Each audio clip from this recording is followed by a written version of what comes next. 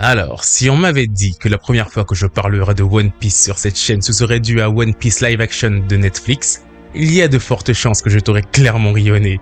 Mais pourtant voilà, alors que je suis encore dans ma gueule de bois du week-end, j'ai littéralement sauté de mon lit pour te faire cette vidéo parce que oui, Netflix vient de sortir le trailer de la saison 2 de One Piece.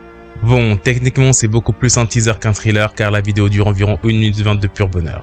Mais j'ai quand même failli vous faire cette vidéo à 4h du matin, encore bureau du week-end, quand j'ai vu la notification sur mon téléphone. Mais bon, faut pas déconner non plus.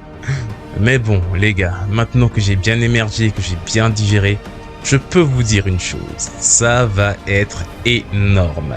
Donc, bienvenue sur Otascream, la chaîne qui décrypte, décompose, dissèque les univers de fiction préférés de tes univers de fiction préférés. Et aujourd'hui, qui l'eût cru que la première review que je ferais sur cette chaîne serait sur la bombe que Netflix vient de lâcher avec le trailer de la saison 2 de One Piece Live.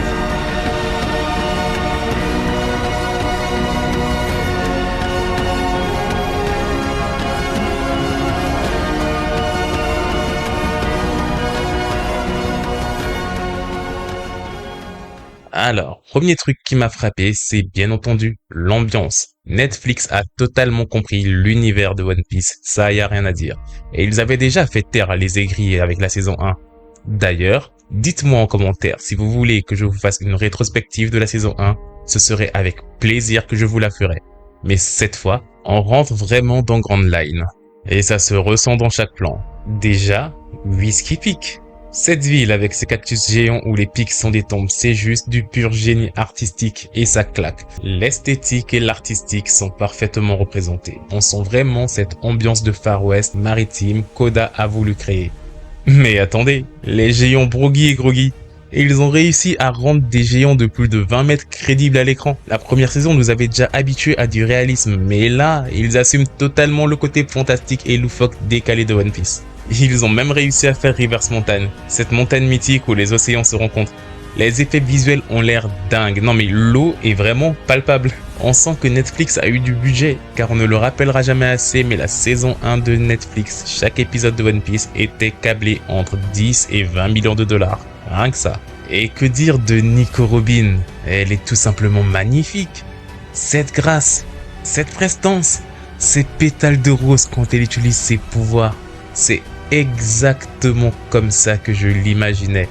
Même si en vrai, il y a certaines cosplayeuses qui tiennent mieux le costume qu'elle. Mais là, en vrai, ça fait pas kitsch. Ça fait réellement série en fait. Robin, c'est Lera Abova, une actrice mannequin russe qui l'incarne. Et franchement, cette femme a du charme, les gars. Elle a un charisme. Elle a un truc. Et en parlant de femmes magnifiques, il y a aussi Nefertari Vivi, interprétée par Karitra Chandra, qui, je pense, portera le rôle avec succès. Même si dans son cas, il y a quelques petits soucis que je pense, que je sais, que tu sais, que je sais, que tu sais, que je sais. Mais on en abordera cet aspect un peu plus tard. Quant à Smoker, lui, il est incarné par Callum Kerr. Ce mec a l'air terrifiant. Son look, sa moto, son attitude. Parfait pour incarner ce marine implacable. Moi, je vous le dis, ça promet. Et puis aussi Laboon, quand je vous dis qu'ils ont respecté l'œuvre et ils ont même intégré une baleine de plus de 20 mètres de haut. En CGI, c'est vrai. Mais je pense aux premières images que les effets, franchement, ça passe. Et ce qui me rassure le plus, c'est qu'ils n'ont pas eu peur d'assumer l'escalade. La saison 1 était déjà stupéfiante, surtout pour du One Piece. Mais là, on sent qu'ils ont pris la confiance. Ah, Netflix! Après le forage complet de Death Note que je comprends toujours pas comment c'est possible. Côté Mugiwara, ils ont gardé le casting de la saison 1 qui marchait déjà très bien. Et ils ont juste ajouté un nouveau personnage en la personne de Tony Chopper, qui à mon sens semble coller parfaitement. L'alchimie entre les Mugiwara est toujours là. Par contre, niveau décor, on passe vraiment à un autre niveau. Chaque île a sa propre identité visuelle. Little Garden avec sa jungle préhistorique, Whiskey Peak avec son ambiance western, et il y a même Locktown, la place d'exécution de l'ancien roi des pirates Goldie Roger. Et franchement, les nouveaux effets spéciaux sont juste magnifiques. Comparé à la saison 1, tu sens vraiment qu'ils ont mangé la Netflix monnaie. J'ai vraiment hâte de voir les pouvoirs de Nico Robin en action, même si on a un léger aperçu, pareil pour la fumée de Smoker. Et même les géants sont franchement carrés. Tous sont fluides et naturels. Et c'est clairement ça qui me rassure. c'est qu'il continue à respecter cette magie particulière de l'œuvre d'Oda. Cette capacité à mélanger aventure, émotion et folie pure. Bon après, je vais pas vous mentir, j'ai quand même quelques petites craintes. Déjà, on a vu qu'1 minute 20, mais j'espère qu'ils vont pas tomber dans un piège de vouloir trop en faire. La saison 1 avait parfois quelques longueurs et j'espère qu'ils ont appris. Et oui, alors globalement oui, c'est beau, mais j'ai vu 2-3 plans où ça sent un peu l'écran vert quand même. Hein. Rien de dramatique, mais ça se voit. Notamment sur les mouvements des persos où tu sens qu'ils ont encore des cordes, je pense à Sanji. Et surtout, niveau rythme, One Piece, c'est de la comédie et du drama. J'espère qu'ils vont réussir à maintenir un équilibre délicat, surtout avec des arcs comme Little Garden qui mélangent énormément les deux, et aussi l'arc Baroque World. Et comme dit plus haut, il y a 2-3 plans qui m'ont semblé un peu, je dirais, conventionnels, comme s'ils jouaient trop la sécurité, et ça c'est peut-être un petit défaut Netflix. Et bien sûr, comme Internet est ce qu'il est, évidemment, le casting de Vivi a posé quelques grosses controverses, mais ça, on pouvait s'y en douter. Alors moi, personnellement, je trouve Karita Chandra parfaite pour le rôle, même si je ne l'ai pas vu jouer dans One Piece.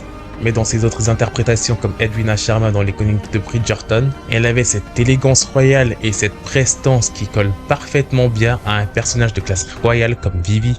Mais c'est vrai, comme on pouvait s'y attendre, que ça a créé pas mal de débats sur les réseaux. Car comme d'hab, certains fans ne sont pas contents du choix et d'autres la défendent corps et âme.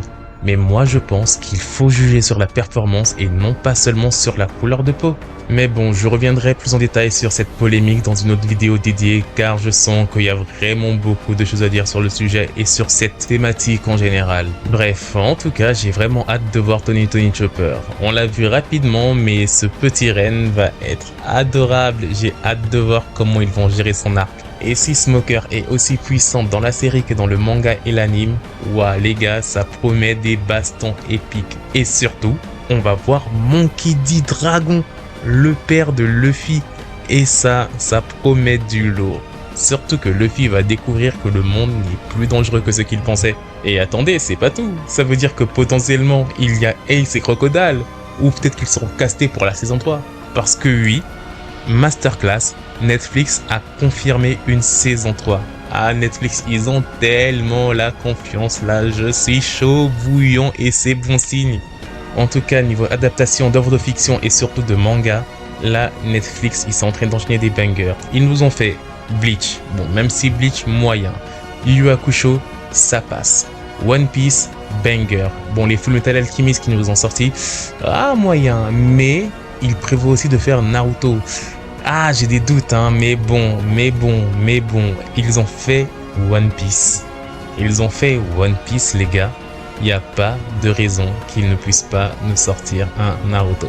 En tout cas, pour moi, One Piece saison 1, c'était le feu. Saison 2, je suis hypé.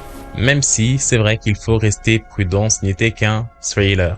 Mais bon, tous les signaux sont au vert, le budget est encore plus important et l'équipe a pris de la confiance et a appris de ses erreurs et le casting a l'air solide. Alors maintenant je suis curieux de vous lire. Dites-moi, qu'est-ce qui vous a marqué dans ces trailers? Êtes-vous team optimiste ou team prudent? Et surtout, quel personnage avez-vous hâte de voir en ce live action? Dites-le moi dans les commentaires, ils sont là pour ça. Et si cette plongée dans l'univers de One Piece t'a parlé, tu peux continuer à explorer mes autres vidéos. Ici, sur Otascream, j'y dissèque la pop culture sous toutes ses coutures, entre psychologie, pouvoir et récits tordus. Pour revivre les histoires complètes de tes fictions préférées, fonce sur Aramis Scream, ma chaîne principale où je te raconte les plus grandes épopées, comme l'histoire complète d'Invincible, Solo Leveling ou encore Secret Wars. Si t'aimes quand on mêle business, science, culture générale ou encore économie, tu vas kiffer Curious Scream. J'y parle de sujets comme pourquoi la baisse de la natalité mondiale, ou encore l'impact culturel de la K-pop mondiale, ou même la chute de McDo, ou comment l'école t'a servi. Et si tu veux juste chiller, viens faire un tour sur ma chaîne de gaming, Gaming Scream, où il y aura du League of Legends, ou de l'Albion Online, et quelques petites pépites bien placées. Pense aussi à me suivre sur TikTok, Instagram et bientôt Twitch. Tous les liens sont dans la description de cette vidéo ou sur la page d'accueil de ma chaîne. Dis-moi ce que t'as pensé de cette vidéo dans les commentaires. Je les lis tous et j'y réponds à tous car je suis ouvert au débat. Et si t'as kiffé, like, abonne-toi et surtout partage. C'est toujours bon pour le référencement. Et nous, on se retrouve à la prochaine vidéo.